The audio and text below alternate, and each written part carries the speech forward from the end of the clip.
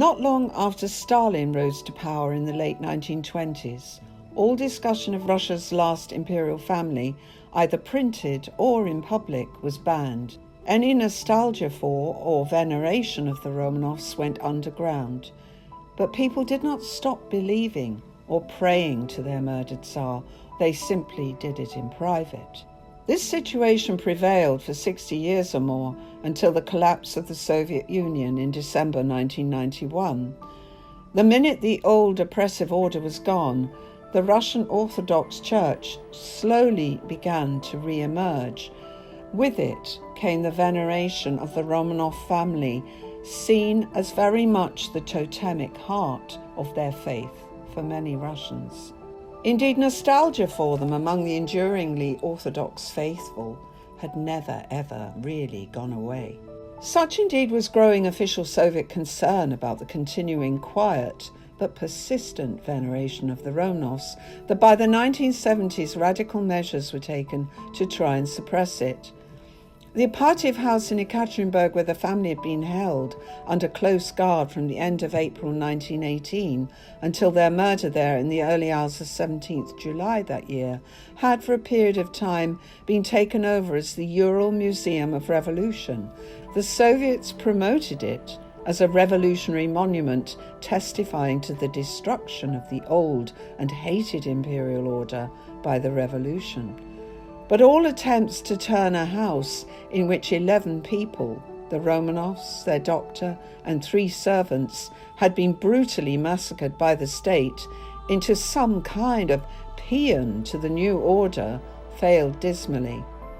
Instead, the Ipatiev House became the opposite, the repository of nostalgia for a part of Russian history that had been destroyed.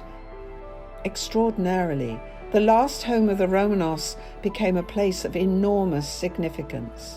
From the early 70s, no matter the considerable difficulty, pilgrims and believers made their way to Yekaterinburg covertly every July in order to pay their respects to the murdered family. The Soviet government moved swiftly to defuse the problem. Approaching the 60th anniversary in 1978, the Politburo decided to remove this irritant. Orders were sent down from Yuri Andropov to local Yekaterinburg party leader, one Boris Yeltsin, to organize the swift demolition of the house.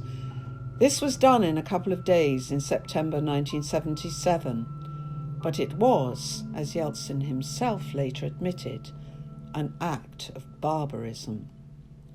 The destruction of the Ipatiev House made not a jot of difference. People kept on coming to the bare tarmac site, which continued to serve as a place of pilgrimage, prayer, and remembrance.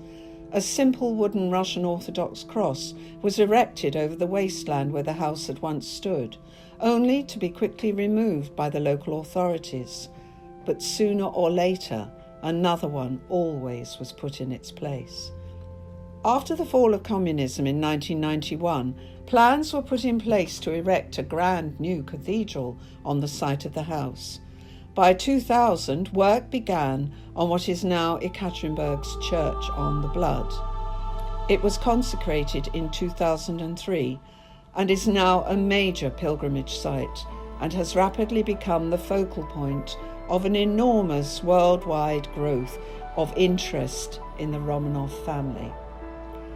Since 2000, the significance of the Church on the Blood to the Russian Orthodox faithful has snowballed, with a massive influx of pilgrims every July for what is called the Tsar's Days, a 3-day period of commemoration, veneration, prayer, and religious procession in and around the city. At the end of a long vigil held at the Church on the Blood on the night of 16th July, the congregation then walk en masse the 12 miles to the Koptyaki forest outside Yekaterinburg.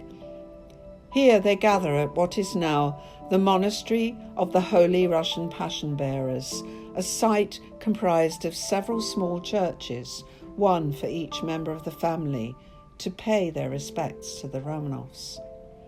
Every year, more and more people arrive in Yekaterinburg for the Tsar's days. Indeed, the numbers are increasing at an alarming rate. The first few pilgrimages out to the forest were comprised of only a few thousand people. In 2017, they estimated as many as 60,000 made their way to the city for the commemoration. This year will see an unprecedented increase in numbers for the 100th anniversary. This anniversary will undoubtedly be the biggest public demonstration yet of the growing and irresistible significance of the Russian imperial family in the cultural, spiritual, and emotional life of modern-day Russia. To many Russians, the revolution of 1917 was a sin, a stain on their history. It is perhaps why last year's commemoration in Russia itself was very low-key. It is not 1917, but 1918 that, for many ordinary Russians, is the significant date in their history. For it will bring them a much sought-after opportunity for repentance, forgiveness, reconciliation, a chance to atone for what they perceive as the sins of their revolutionary forebears. After a century of an enduring sense of pain and loss and guilt, for those gathering in Yekaterinburg this July, it will be an extraordinary and longed-for chance to finally accept that the family all died on 17th July 1918.